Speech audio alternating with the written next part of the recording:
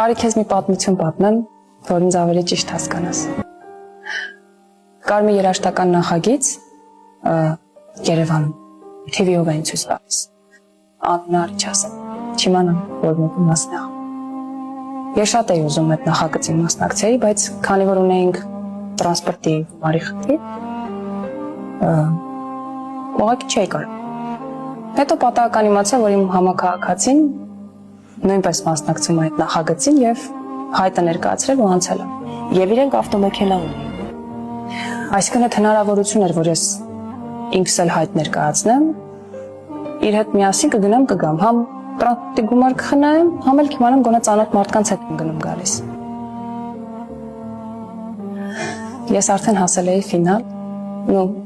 արդեն այն փուլն էր, որ պետք է որոշվեր այն մարդկանց անունները, ովքեր պիտի անցնեն ֆինալ։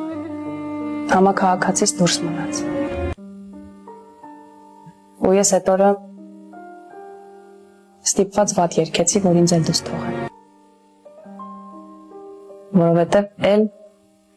չէի կարողանա գնալ գալ։